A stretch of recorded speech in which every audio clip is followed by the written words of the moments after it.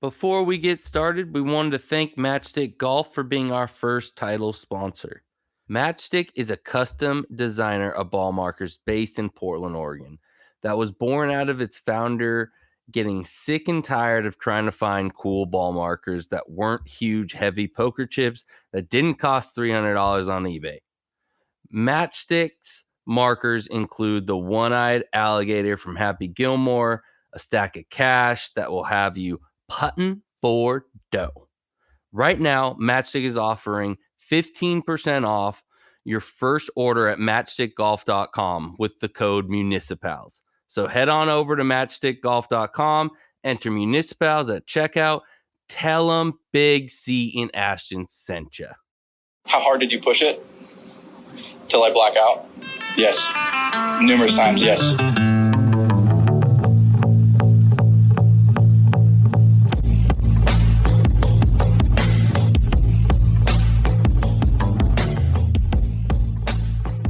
What's happening, Municipal? This is Big C and Ashton and producer Jack. I am very much jacked up this week. Just to check in with the boys. Good chat, seeing where we're at, talking goals, see if anybody's achieved any of those or is on track to achieve their goals this year. I know I am not. I have not gotten anywhere near started with those. So this is going to be an interesting take. We're going to talk Callippe, where we've played over the weekend, where we're playing coming up. So this is going to be a good one, guys. Jack, Ashton, how you guys doing, my mans? Well, first of all, I just want to say and repeat what I said in our text thread that from now on, I would like to be referred to as award-winning producer Jack, because a podcast that I helped produce for work actually was nominated and won an award. So, that's, I'm doing great, man. Goals are going pretty good. Yeah, golf clap. Goals are doing well. Everything except for the 103 putts or 103 foot putts is on track. I think I'm pretty close to it. So by the end of this week, I'll probably need like 150, 175 3-foot putts. Everything else going great.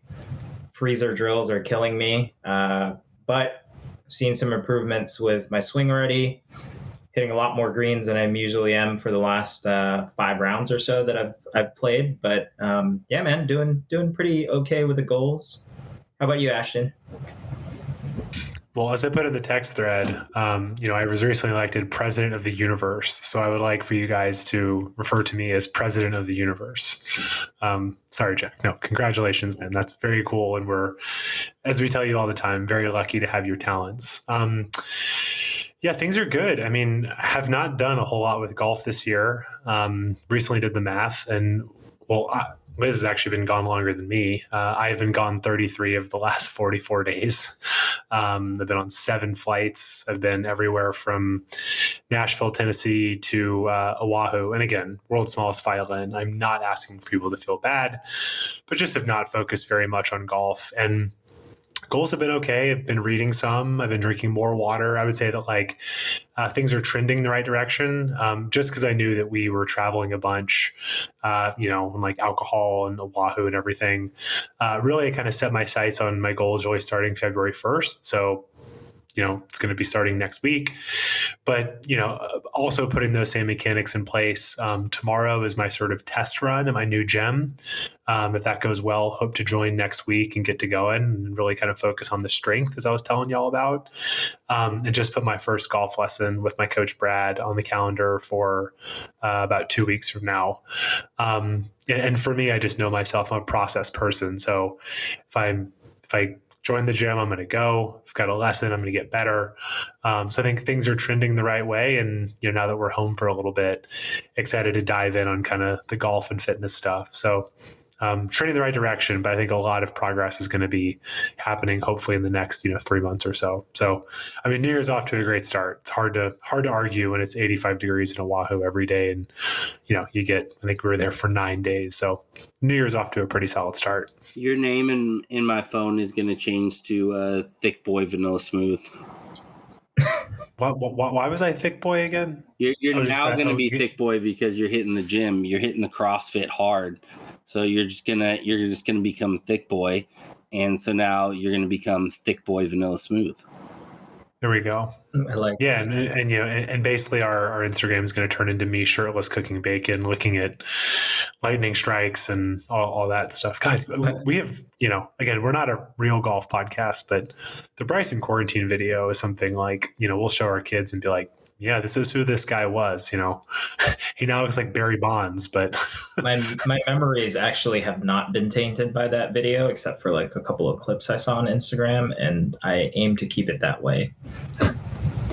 It's pretty funny. I've been going back through and listening to just old Shotgun Start episodes, and I actually just listened to one. I don't remember when it was. It was somewhere in 2019, and it's when Bryson said how excited he was he was like, when I come back, I'm going to look totally different. And I'm not making fun of poor Ath and Andy, but they were like, he's going to look exactly the same. And I was like, oh, if only at the end of this what Bryson is going to look like. But yeah, not trying to look like Bryson, but just trying to, again, like I said, just need to add a little bit more strength. But yeah, excited to play some golf. Actually, next, we're not going to talk about this because we've talked about Harding a bunch, but playing Harding with producer Jack this Saturday, and excited to get a good dose of kind of city golf, and really excited about that.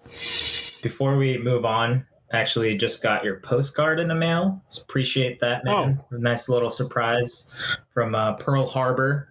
It's sitting right here on my desk. Real nice, man. Beautiful. Appreciate you. I'm glad it got there. And Chris, yours is probably, I don't know if you checked your mail, but yours is probably there too. That is my wife's job. I do not ever check the mail, so it'll probably be another 8 days until I see it. So you also don't go to the post office because, counting stuff up, I think we're at week 16 of Where's My Rapsodo. As anybody that purchased the towel from us knows, shipping and receiving is not my strong suit. So we have now changed that over to Ashton's job. So I will no longer should I do compounding interest? Like, because I Venmo'd you $275 16 weeks ago. So has it been compounding at 2% interest? So no. You need to at this point, you just need to Venmo it to me back. Yeah. There's plenty of free things that I'm sending your way. So we'll leave it at that. Sweet. It's true. Anyway. Well, yeah, let's talk Callippe. I mean, I really let's start out. How was everybody's weekends? Where did you guys play? What'd you guys do? Yeah, I played. I was in Hawaii. I know Ashton was in Hawaii. Where did you play, Jack? Getting worse for the wear on Mai Tais. I stayed local. I played, besides taking care of some financial stuff over the weekend, paying a car off, which is a great thing. This has now become an update on producer Jack's life. I played Metro over the weekend, shot at an 82. 83 adjusted to 82. I heard you triple beat Marcus. I know that's big gain for you. Anytime you take the money off of him. Yeah, exactly. We basically have this ongoing game of Nassau, automatic 2-down press, 4-down press overall. Basically, it goes up to like 5 bets, could be 6 bets, but he beat me in the front just because like the first couple of holes I wasn't playing well, but then the rest of the way was all pars and a birdie, as well as a couple of bogeys, but beat him the rest of the way home, which is fairly rare. I think I've only done that like once where I beat him whole way around and actually I think in Callippe. So yeah, it was a good weekend playing with Marcus. Great weather too. It was very surprising. I thought it was going to be overcast and kind of foggy in the East Bay was the forecast. We got there super sunny and it was perfect. We're not going to go into where we were actually supposed to play, but that's a good weekend. What about you, Big Chris? So, good friend, Buddy Cole invited me out. He works out at Nike. He gets a great little perk that Nike sets up for them with free rounds out at Pumpkin Ridge. So he invited me out to play around out at Pumpkin, which was again beautiful day out Pacific Northwest in January. It was 55 and sunny out. I mean, you couldn't get much better. The course was a little wet. It had a frost delay in the morning, so it didn't necessarily thaw out or dry out. It was pretty mucky. One funny thing, on the 12th hole, my ball was down this slope on the fairway, and so it was cart path only. So we parked up on the pathway to walk down this slope, and I get out of the cart, start walking down the slope, and I slip, lose my footing, and land straight in a puddle of mud from my neck all the way down to my butt.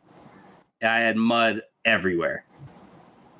I'm sorry to hear that. I actually also had a near-death experience at Metro, and it was like I saw my life flash before my eyes this weekend too. But yeah, glad to hear that you're okay, man.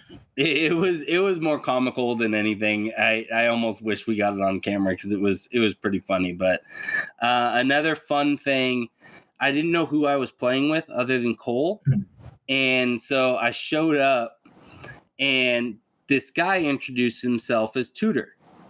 There's only one person that I've ever heard that name from, and it's been Ashton and Liz, or two people, Ashton and Liz. And so I immediately asked him, I was like, "Are you Liz's tutor?" And he kind of like giggled and he goes, "Yeah, I'm good friends with Liz." And I was like, "Oh shit." And he goes, "When Cole told me we were playing with Big Chris, I knew exactly it had to be you," which I was stoked that we finally got to meet. So Tudor is actually one of Ashton's girlfriend's best friends from their high school years through college and all the way till now. And just kind of a small world that I run into playing with Tudor randomly through one of my buddies in another group that I'm members with. So.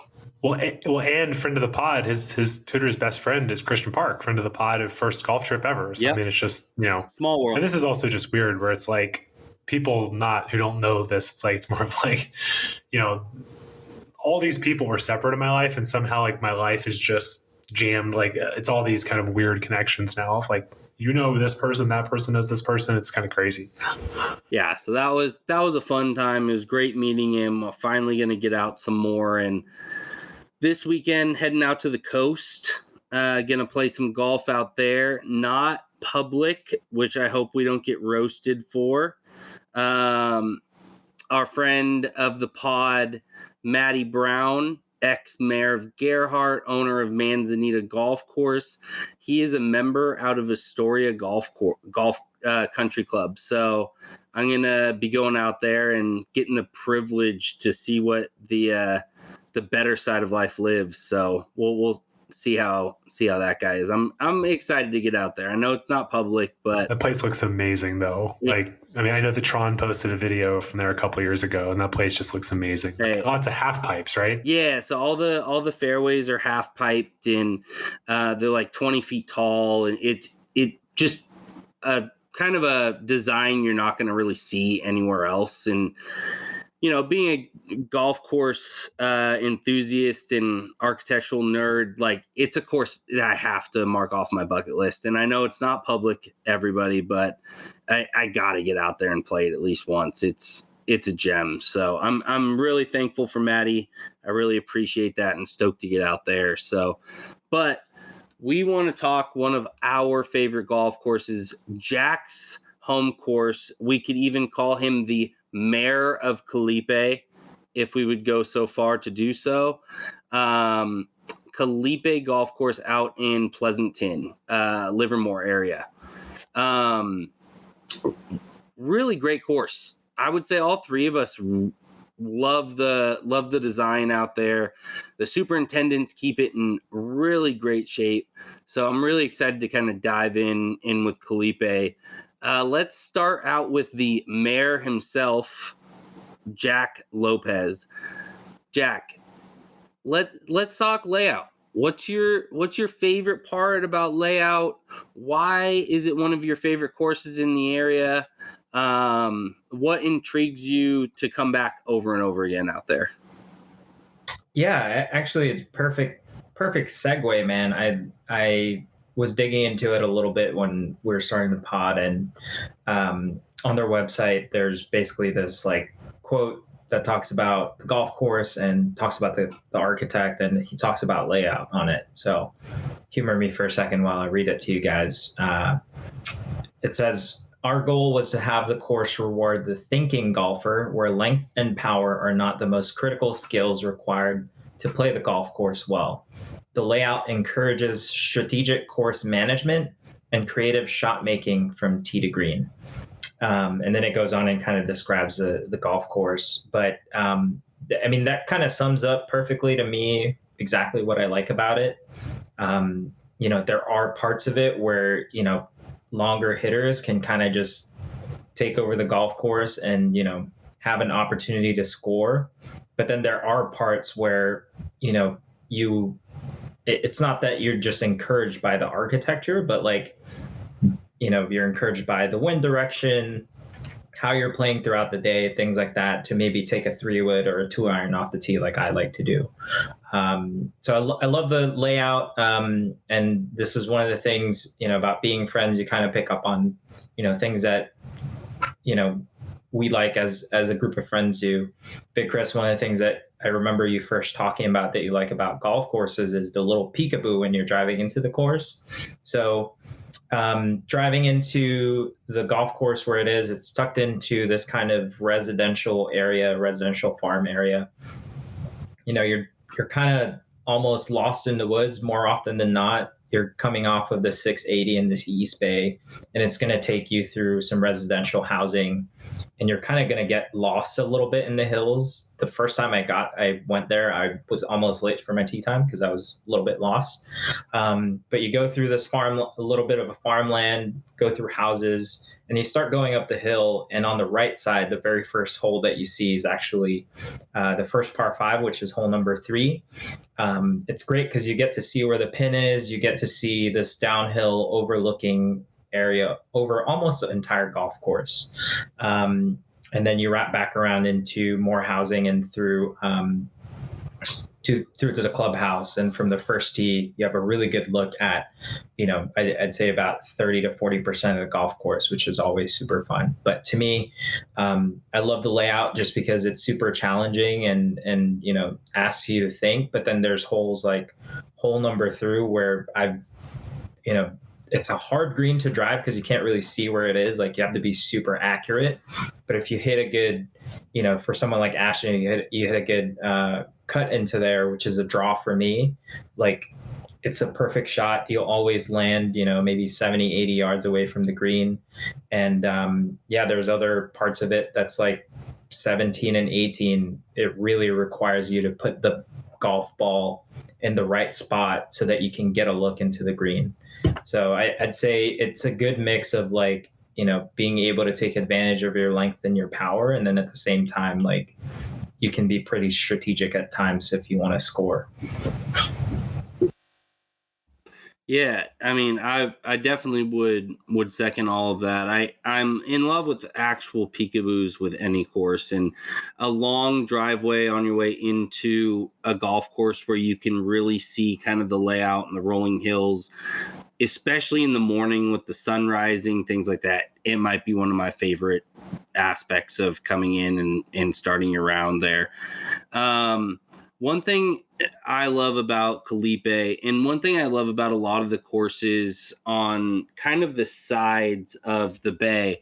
So, anybody that might not be from the Bay Area, or if you are from the Bay Area, basically there's the peninsula that runs along the middle of kind of the Bay Area, and there's these 2 foothills on either side, on the East Bay and on the North Bay side of that. And some of my favorite courses are built into the foothills. Like, I love Crystal Springs It's built into the foothills of the North Bay.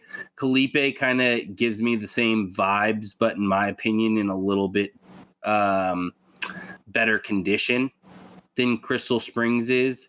But you get some great vista views on the back nine when you go up into the hills. You get a beautiful drive into the golf course. Once you get off the freeway and kind of drive up there, one thing I love, it isn't residential, but you don't feel like you're playing a track home golf course. And that's one really cool thing. It's within a neighborhood, but none of the holes are actually lined by any houses. And that's a really cool aspect of it. I think the closest houses to the course are over by the driving range. I think there are houses that you can see from certain holes, but like they're far away enough that you don't even really notice that they're there. Yeah. Like I would say 18 and maybe one of the other par fives is like if you hit a really bad hook, that's when you're like really getting into that and to the housing area. But that's if like you have to hit like a 30-yard OB hook to get there. So you rarely even notice the houses. Yeah, and one thing I want to talk about, something that you talked about, was I wanted to talk a little bit about the golf course architect. So Brian Costello, who's a member of JMP Golf Design, they've done a lot of really, really good designs and renovations in the area. Like in early 90s, they renovated the Cal Club. So as it is now, was renovated by Brian Costello and the JMP group. They also renovated one of Alistair McKenzie, and probably, we haven't talked about it on the pod because it isn't public, but Green Hills Country Club in Millbrae might be one of me and Ashton's favorite Alistair McKenzie designs that we've had the privilege to play. And that was his renovation in 91. One of the great short courses, 18-hole courses in the South Bay, Los Lagos. Probably one of the coolest designs, par 68, built tucked into the tightest piece of property. And it's a wonderful, wonderful design. And he's just an endless great courses out in our area. And he's, worked across the country all the way through northern North Carolina and worked on NC State University's practice facility and things like that. So great golf course architect leading to great layout and design there. JMP does wonderful work. So let's get into kind of what we think course conditions are. And I think that's one thing I think Jack loves so much about there as well, is the course conditions are always at a private level condition for me. I mean, it is meticulous when you go play Callippe for the most part. The greens are, no matter what public course you play, you're going to get some bumps and bumps every public course you play. But for the most part, I would say that the conditions out there are pretty spectacular for a public course. What are your thoughts on that, Ashton? I know you've played out there a few times. Yeah, I totally agree. I think this is anecdotal and me maybe being a grumpy gills living in the city, but it sort of just makes me cry. I feel like all the greens that I love putting on just feels like they're a million miles away for me. It's like, oh, Spanos Park, it's so great. It's only, an hour and 45 minutes for me without traffic. It's like, Callippe is not that bad in the morning, but I just remember the first time I played there, a tractor trailer flipped over like near Callippe, and it took me 2.5 hours to get home, just vaporize the rest of my day. And it's just like, what? No, but it's great, man. And I think the other thing too, we're just kind of talking about ideas for future episodes. Is like talking to a superintendent where it's like, how in the world do you keep the greens that way with that much play? Right. I mean, I think Jack, you can attest to this more than me, but like Callippe seems like a place where there's never an open tee time. Like great, like to your point, Chris, great layout. great conditions, and also pretty affordable. Like, fact check me here, guys, but I want to say it's like $68 to walk. Like, that's everything you want, right? Yeah, I mean the pricing wise, it's like it's honestly almost unbeatable. It's pretty close to Metro. I think it is 68. Metro is like 64 to walk. And I have actually experienced what you have twice. There's an area on the 680 coming from where I am in Sunnyvale, like trucks and cars always flip into this one like little area, and I'm just like, I don't know how you guys fucking do this. I've experienced it twice last year and actually once this year when I played at Callippe. So conditions wise, to tack on to what you guys are saying, I think it amazes me how well they keep those greens, especially like you guys were saying, like it's just gets so much play. It's always pretty tough to get a tee time. You know, a week out, you're pretty good, but if you're trying to catch something on like, you know, Monday trying to play Saturday, like you're probably going to get a later tee time. But yeah, like it's the, you know, probably I would say top 3 greens that I experienced in the Bay Area. Not necessarily counting kind of North Bay, Marin area. There's some like really, really good well-kept conditions up there. But if we're talking like East Bay, South Bay, besides like Cinnabar, I think we're going to talk about it in another pod. Moffett has really good greens. Baylands has really good greens. I'd say top 3, top 4. And what's crazy to me is that, you know, people fix their pitch marks on the green pretty well on Callippe. I don't know what it is, but you know, I rarely find a spot where it's like super bumpy because of a shittily fixed pitch mark. So summertime, man, the fucking greens run, especially the downhill ones. Like, you want to keep it below the hole in the summer for sure. And there's a lot of greens there. I mean, I give them credit because there's a lot of interesting greens. I mean, I can just think off the top of my head, there's a lot of times where I think like, I mean, I think you should always have the ball below the hole, but there's some holes there where it's like, I can just think of like number 1, for example. Like, if you really want to keep the ball below the hole. So I know we kind of passed layout. The one thing I wanted to share for listeners, to me, that's really illustrative is, Chris, you were talking about risk reward, right? And sometimes in my head, when I think risk reward, I'm thinking of force carries. I'm thinking of what I think of as goofy golf. And the one thing I'm going to say, we're going to talk about favorite hole. 18 is a stupid golf hole. Like, I'm just going to tell people to prepare for it. 18 is a terrible golf hole. The course is amazing. It's totally worth 10. it. But no, I was actually going to say 10 is great. But I'm going to explain why on the layout perspective. I played Callippe twice. The first time we played there, Jack, and I'm not ripping you and Hussey, but they sort of scared me into hitting my hybrid, which goes 230 yards. Hit it on the left side. Cool. Well, I click it and I look at Hussey and I go, is it 209 to the flag? He goes, yeah. I was like, you know, and then there's like water in front. It's like, oh, there's more room, but like, I hit it over on the left side. Like, it looks like I need to hit it into a postage stamp from 209. And I actually had a really good shot, but like, I remember like I was terrified over that shot. So we get up there the second time I played it and I said, fuck it. I'm just going to hit driver on the right side. There's a bunch of room. Hopefully it won't go in that bunker. But the bunker is, for me, is a longer hitter right where I want to hit it, which is good golf architecture. I hit it right in the bunker. And I had to actually, you know, I could have gone for it, but there's water. I had to lay up, hit on, and I made bogey. But that's like risk reward in a fun way, right? Like, lay back, but you better hit hybrid and not a lot of room for air. Or it's like hit driver, but you better fucking not hit it in the bunker, or the bunker is going to be more penal from 115 over water than your hybrid is. And I agree with you, Chris. The first time I played there, I was like, this is stupid, but it's grown on me. And the other thing too is, Callippe, I think, is a pretty long course too, in some perspectives. Like number 17, I think, is such a hard hole. I mean, I was looking at the scorecard. 17 from the back tees is 447, and from one ups is 421.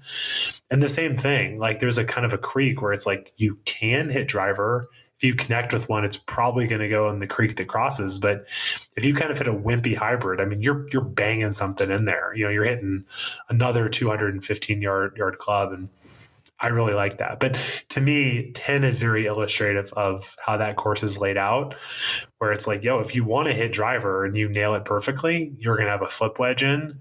But if you play conservatively, you're going to be hitting a long iron in and you can't really score. And that's good golf architecture. I understand you not liking 10, Chris, but for the listeners, I think that's like a good example of what Callippe is, right? Yeah, so I'm kind of the devil's advocate with that, just because 10 for me, there's a big space in between the end of the fairway and then where there's like a little patch right before the green and the green. So you've got a lot of rough in between those areas. And so you have about up to 260 until you get to the rough. And then you kind of have that space in between the end of the fairway and the green. In my mind, it forces you to hit one club. Like, I mean, it forces you to hit a hybrid or a 3-wood. And that's about all. There's no creativity in my mind on hole 10 where, yeah, I mean, if someone connects the driver, you could run it out into the rough and you'd have 110 in, and that's not a bad shot out of the rough. But I mean, if you're trying to play it safe and get into the fairway, you've got between 240 and 260 to kind of land it at the end of the fairway, run, and then run it into the green there. So, but I think a lot of the other holes do offer different playabilities and versatility in your bag, and you can kind of change up strategy depending on the day that you're playing it as well. So, like when you're playing holes like number 11 is drivable depending upon the day. Like if you're playing it in the summer, you could really bang one up there and get it within 20 30 yards close to that green. Or if you're playing it in the winter where it's a lot slower, it's a little bit more mucky, you're most likely going to hit it in the fairway and it's not going to roll at all because it's slightly uphill there. So depending on the time of the year, it changes how you play through your bag. And I think that's one really cool thing with a lot of the holes there is you get versatility throughout the times that you play it. Every time you go out there, it could be a different approach that you take.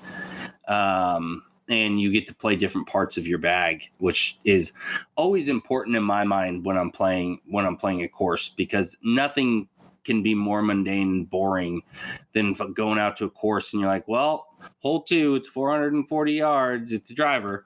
Hole 3, it's 160. It's always going to be a 7-iron. Those type of courses are boring as shit, and they're not exciting to play over and over again, which Callippe is not.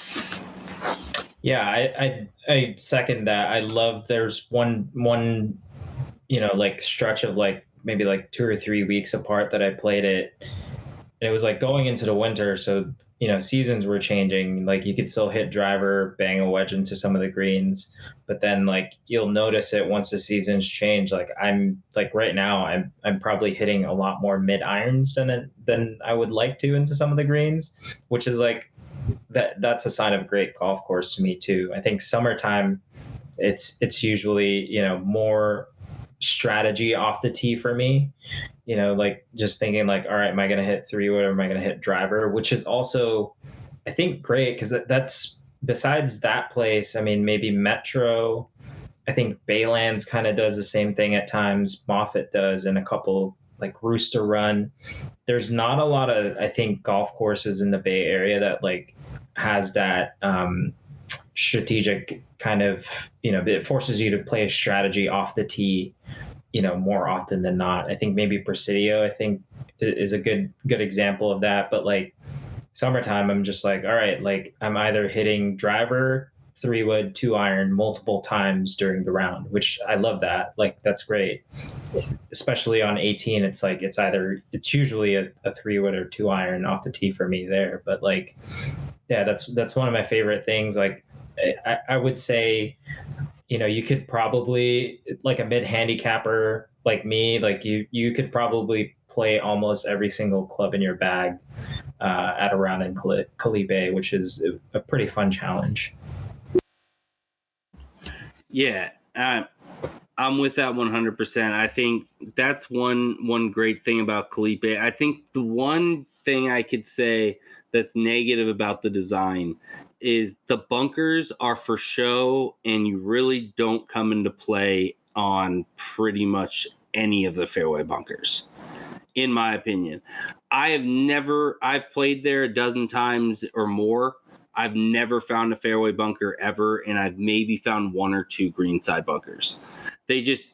Their bunkers don't really come into play. It was kind of built in that time frame of the early 2000s when a lot of equipment and people hitting it further were like in the flux of changing. So the distances, even from the back tee, I mean, you're still, for a lot of your big hitters, you're gonna either hit over them or they just don't come into play for you. So that's only, and that's a minuscule thing that I can critique on the architecture side. I will disagree with you on that. There's a few holes that I think I've found myself in a fairway bunker. I think the first couple of times I played it, I got into the fairway bunker on the left, even though it's wide open on the right. But I think in the back, let's say I think that's more user error, Jack. Yeah, that's more user error. Architecture. You're also like like 3 handicap strokes better than I am, 3 or 4, I think, at this point. But I think 14. Well, real quick on that, Jack, Mr. Hussey pointed something out. This is important just to get this on the record. Chris, as you know, to compete in the cookout, you must have a valid handicap, and you are currently sitting at no handicap.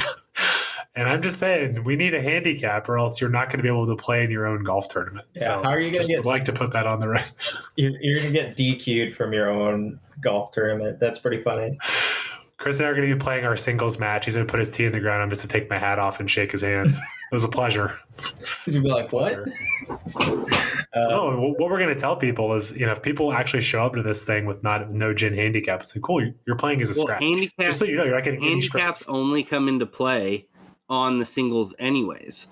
The 4-ball and 2-man scramble, it's all strategic by me and you as the coaches to put the proper people together to be able to. I don't know. We'll have to discuss that. I think you can't handicap that because you're doing alt shot. Okay, alt shot, but best ball you can. Team best ball you can. I just think that's where strategy comes into play. So, anyways, we'll take this offline. All I'm saying is you need a handicap to compete in your own tournament, so you better get playing more golf. Yeah, that's not going to be an issue. Okay. All right, this sounds good. All I know is I'm gonna make a T-shirt for me and Hussey that says Alfred Lopez NH on the front and Christopher Reinhardt NH on the back. That would be hilarious. 2 guys we lost to, in major air quotes, because they lost the scorecard. Oh, Jack, would you mind running down and trying to get the scorecard out of the trash? Oh, it's gone. Oh, I'm so sorry about that. Guess we can't get you guys a fucking thing from the pro shop. Scummy McScum. I don't know what to tell you. Anyway, things happen. Back to Callippe.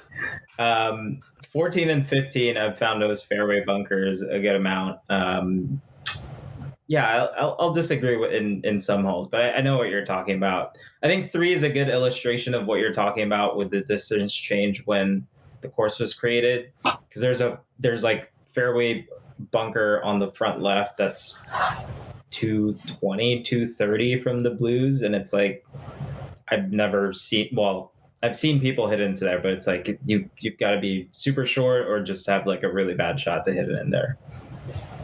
All right, Jack. Favorite hole out at Callippe. What do we got? I'm starting. I've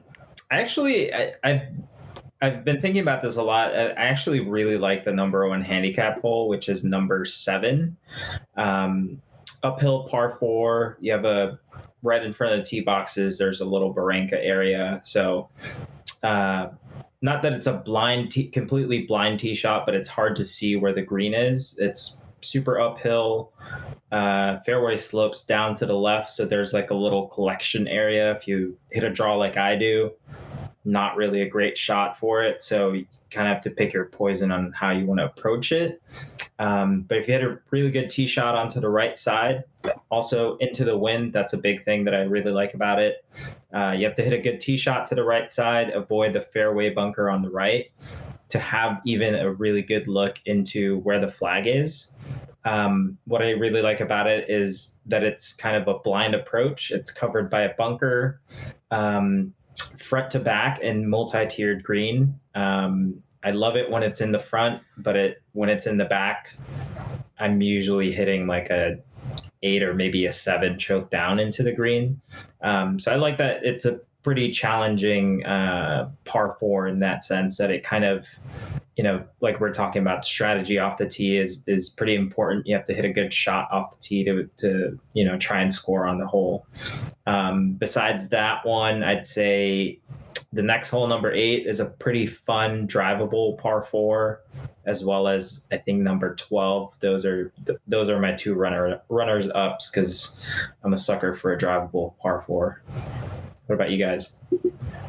Yeah, that's what I would say. So number 8 is my favorite hole on the course. I am always a sucker for a short par 4.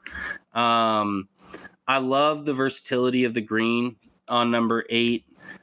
Depending on the day and where they place the pin, they can make it very, very difficult on anybody that is trying to go for the green there. There's a bunker front right of that green and there's a real small kind of pot bunker in the back left. And so a lot of times when they're really trying to set a Sunday pin or make it difficult for people, they'll do front right about 10 paces off of that bunker. And so if you are going for the green, you kind of have to bail out left, hit it right over the 2 bunkers that are about 220, 230 out, and just kind of, hit either a baby draw that goes right over into the rough on the left-hand side, or, hitting a really, straight ball right over those. Kind of a fun hole. For me, if I could, back when I was hitting it well with the driver, which hasn't been recently, with my fade, it was a perfect hole for me because it's a slight dogleg left to right. So I was able to kind of just take it over the left-hand side of those bunkers from 220 out and kind of just fade it right into the green, which makes it kind of, selfishly a very fun hole for me to play. So 8 is for sure my favorite. What about you, Ash? Man, the back 9 is a lot of bangers. I really like 15, which is a relatively short par 5, 505 from the back, 488 from the tees. We'd probably play. And again, to me, very illustrative of what we're talking about, because actually very similar story to the one I told earlier. The first time we played there, I laid back with a hybrid. And it's a dogleg right, and there's sort of a landing that you kind of hit it on, and then you kind of hit down to the green, and there's water on the left. And I had a hybrid, and it was far enough back where I really, not only did I not have a shot to the green, I tried to just lay up, and I couldn't get a distance. The ball was above my feet. I think I actually kind of flipped over my wrist and hit it in the shit. Jack was having a tough scene on that hole too. But the point is like, because I hit it too short, The ball was above my feet. And honestly, if I had connected with it, unless I hit a really big draw, I probably would have hit it on the water, in the water, where the second time I played, I bit off. I mean, I took just about the most aggressive line you could take, hit a driver all the way to the end of the fairway in between these two fairway bunkers, and had like a 6-iron in and a birdie. But again, I like that, right? Where it's like 230 is probably too short. 260 is probably good. 280 is like, you're getting close, but you can really score there. So it's kind of one of those where, like, even though I say it's a short par 5, the distance doesn't really matter, right? It's much more about, are you in the right position to hit the shots? And like, yeah, if you had a hybrid, you can probably close your eyes and hit a hybrid out there, but you're going to be penalized with the lie, with what you can see, with what you can't see. If you hit a great drive, you're going to have a 6-iron to kind of a big bowl green and probably make a birdie, right? And I think that's really good architecture. But back to kind of what I was saying about the back, I mean, Chris, I think the hole you meant to say was 12, because 11's not drivable. 11 is like, it's way uphill. Like the last time I played there, I killed my driver and hit a gap wedge in. But 12 is a great drivable par 4. 13 is like a really kind of great, really cool kind of downhill par 3. 14 is a great kind of not drivable, but kind of a short dog leg par 4 that's really fun. Then you got 15. 15 is a really challenging. I mean, it's right in front of you, but distance wise, it's 212 from the back, 201 from the middles. I feel like I'm always hitting hybrid in there. 17, as I mentioned, is 447 from the back, and just with kind of creek. So it just really is a weird tee shot strategy. And then 18 just sucks. I mean, it's just, there's like, it's like 3 different landing areas. It's 373 from the back, but that means on the back, you've got, 12, 13, 14, 15, 16-ish, but then 17. That's a lot of really good holes. And again, that's why I'm not too offended by 18, because there's so many good holes on the back, and that's a big kudos to them. And the front nine's great, but to have like 5 holes in a row just be bangers is it's just really unique, right? There's a lot of times where it's like, okay, you walk off a public course and it's like, there was a couple cool holes. For Callippe, it's kind of hard to pick your favorite hole because there's a lot of options. And that's, again, great golf course architecture. I wish they'd blow up 18, but I guess it's also worthy of, like, from what I've heard from talking to, I think, Hussey and Dash, they say it's kind of similar to how the Bridges is. Like, it's kind of like as if they took a hole from the Bridges and put it here. Again, I haven't played the Bridges, but 18 is not worth vaporizing yourself for, but it's a great course. Yeah, don't go waste your money at the Bridges. It's the most penalizing course in the Bay Area. Fucking horrible. Horrible design. Absolutely. Yeah, and 18 is just, it's basically like last time I played there, it's like hit a perfect hybrid, hit a great 5-iron, hit a great 9-iron to a very hard green.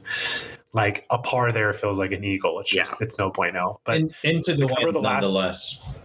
Yeah, it's the one per the first time we played there, Jack hit a huge drive to the right, and it was like literally up on a hill that like we thought was OB, but I just watched lumberjack Jack just banging around up in the trees. It was pretty enjoyable. But the last 2 things to talk about, guys, are amenities and pace. Amenities, from my experience, like they've got a little window there where you can kind of grab beers at the turn. That they're pretty affordable. That's good. Great pork missiles, food there. Good glizzies. I mean, oh yeah, I was saying, tell me about the hot dog. I've never eaten there. Solid 7 on the glizzy scale. I would definitely. What's glizzy? This is a new term. It's what you call a hot dog, my man. Get with the slang here. Jack, has he ever said this? We've done like hundreds of hours. Say glizzy, but I know what a glizzy is because it's a Gen Z term. Oh God, you're a TikTok douchebag. Jesus Christ. Hey, the wife showed me what's up. You call a hot dog glizzy now. It's the way to be.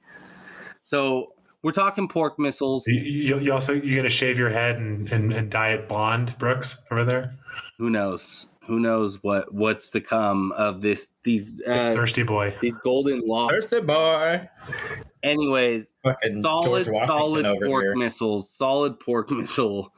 Good 7.770. nice bun to hot dog ratio. It's definitely solid. There's not too much of one or the other. It's a nice, perfect blend. So I'm going to give it a nice, solid 7.0. That's solid. And Jack, I've played there twice, but you have the sample size to know. How is the pace?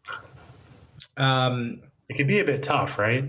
Yeah, it can. Summertime, it does get a bit tough. You know, you get a lot more golfers and, you know, a lot more of the higher handicap players, and they definitely slow it down. Especially a golf course that has 3 drivable par 4s. Everyone's trying to go for it. You know, like I've seen people who barely hit their 9-iron 100 yards try to go for greens and wait for it to clear. And it's like, you're never going to fucking get there. I don't know what you're thinking about. So PSA, don't try to drive every par 4 if you can't get it off the tee. They have gotten better. I will say my complaint is that as with other golf courses that don't have marshals, they need to put fucking marshals in there, especially in the stretch of back 9 that you know that you really like, Ashton. I really like that stretch of holes too, but I would say basically 13 to 14 is like their pace, or sorry, yeah, 13, 14, and 15 are their pace killers. It's like, I think in the summertime. And 12 because it's driving. Yeah, like 12, 13, 14, 15 pace killers. It's not necessarily because of the layout, but it's, drivable par 4, par 3, and then, you know, a par 4 that's like, it's pretty short, but also like it's all hazard left. So people lose their shit over there all the time. There was one period in the summer where like I waited 30 minutes on 15 to tee off. And it was just like, what the hell, man? Like people, it was literally like 3 groups, like 2 groups for some reason on both fairways. So the first landing area, and then there was a group on the second landing area, and then there was a group on the green that everyone was waiting for. And it was just like, what the frick, dude? So my complaint, as always, put a freaking marshal in the holes where you know it gets backed up. I know it was something that they tried to address last year, but they just didn't have enough people to volunteer or come out as marshals, as I heard from the pro shop. But hopefully they try to fix that piece of it over the summer. But generally, you know, wintertime, the pace has been pretty good for me. 420, 430 is pretty good pace, I would say. But yeah, summertime can be a grind if you tee off after 10 o'clock for sure. Yeah, I would say one thing, they do encourage a lot of people that don't walk a lot to ride, because when you do get on to 11 through 15, it is very much uphill and downhill on every single hole. And if you're not a regular walker or in shape to be able to get there, it is an absolute beast when you get to that side. And shout out Callippe for always putting my high school teams on the back 9, and then complaining about pace of play with the high school teams. Probably shouldn't put us out on the back 9 if we're going to play a tournament and it is the hardest part of the course to walk. You might not have issues if we went out on the front 9, but just saying. Yeah, tough scene. But that would be my only thing, is I would encourage riding if you're not a heavy walker, because it will slow pace of play down. And that's main thing is when you get to that back 9 after you've already walked the front, it can be a bit of a climb. So just keep that in mind. If you're a flat course walker, you're normally walking course like San Ramon or San Jose Muni, this is not those courses. Yeah. And I will say, just in terms of the one thing that ties to that with the layout, they do a really good job of like tee to green distance, or rather green to tee distance, for how much uphill and downhill it is. Like it's a pretty short walk or a short ride to get from green to tea. So shout out to them for that. Amenities wise, one thing I'll add is, two things. Pretty good food in the at the turn. Good glizzies and all that, but they have some really cool stuff sometimes that they put out there. Like I think they had poutine at one point, which was really super. It was like poutine fries or something, and I was like, that's pretty cool.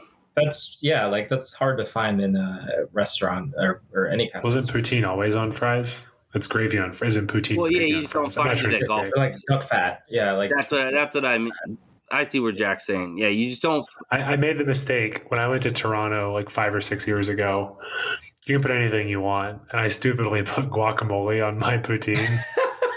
Poutine kind of already looks like shit anyway, but you mix in some guacamole with your gravy. Just PSA to the listeners: there's a bunch of other stuff. Don't do guacamole on your poutine because you open the box and it's like. Also, I don't fuck with guacamole unless I'm in California or like Texas, Arizona, New Mexico. Like, yeah, I ain't fucking it also wasn't like avocados. It also wasn't like hella fresh. Yeah. No, it was one of those like it came out of like a tube, and I was like, I have regrets. My wife said it wasn't a good look when she lived in France to eat anything avocados or any Mexican food. It was just like the saddest thing you've ever seen of versions of that. Okay, that sounds so sad. Imagine. Yeah. And while we're giving shout outs, I think we go ahead. Oh, good. You go. Well, I was going to say for shout outs, I mean, one thing we probably should have led with is shout out to Will Madrid, who reached out to us on Instagram asking about, kind of ranking of East Bay courses. We're going to give that some more thought, but probably for the next couple of weeks here, we're really going to highlight the East Bay because there's actually quite a few courses that we've played that, Chris has done such a good job getting guests that we haven't actually had time to talk about. And so just be on the lookout because we're going to be talking about some more East Bay courses. And I think towards the end of that little series, we'll definitely do some ranking. So just wanted to shout out Will because, we have to come up with content every week. We really appreciate when you guys reach out and give us some ideas. Yeah.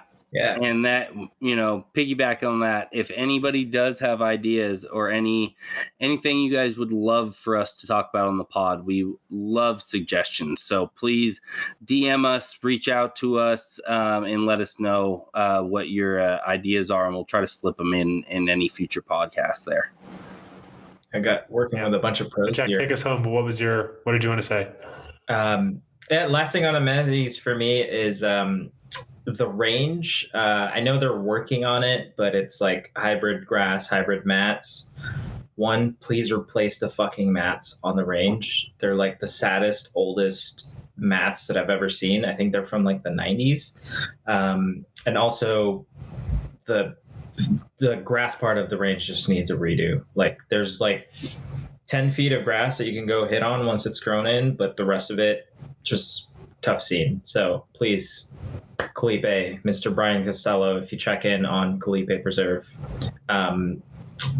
do help them fix the range there.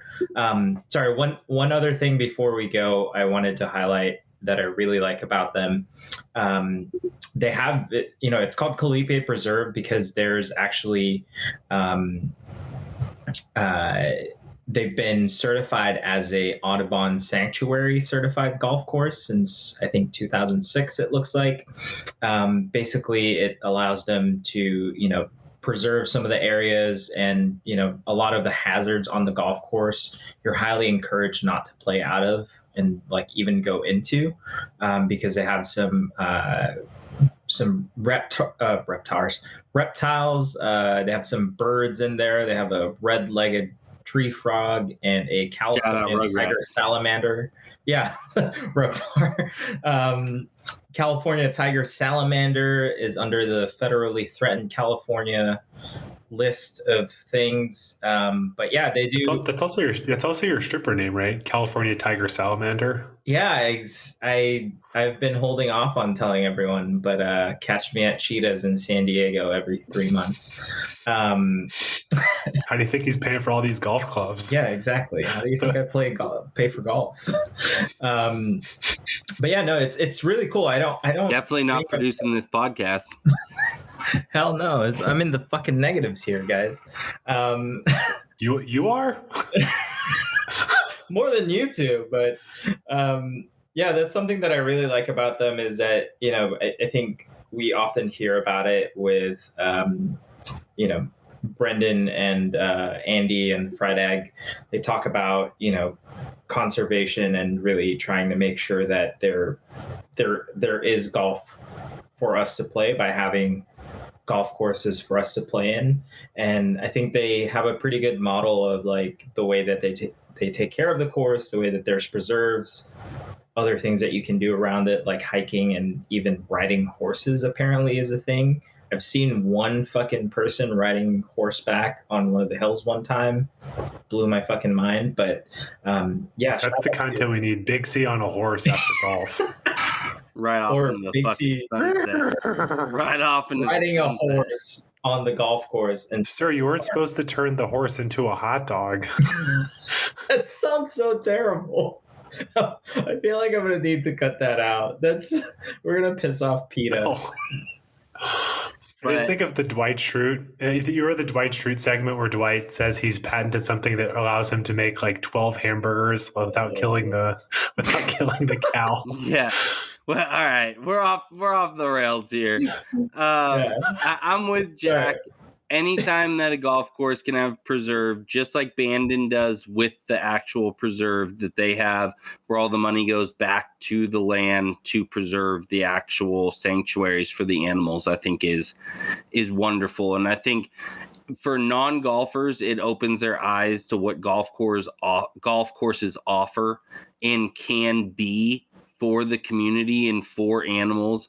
Is we're not tearing down areas where animals live. We're giving them a sanctuary for them to flourish in that area, because if those places were not turned into a golf course, houses would be built on those. Anybody that lives in the Bay Area knows if Callippe didn't exist there, there would be houses. So and that's, I think, the biggest stigma with golf course and new golf courses being built is the environmentalists don't understand that it's a sanctuary and it doesn't allow for, pollution and housing developments to ruin those areas and sanctuaries for animals to live. So, yeah, Jack, I'm so glad you brought that up. But I'm glad we were able to talk Callippe finally. We got some more great East Bay courses coming up. I can't wait to chat a little bit more about those. And stay tuned for some great episodes coming this year. Thanks for coming on, fellas. Peace. Peace.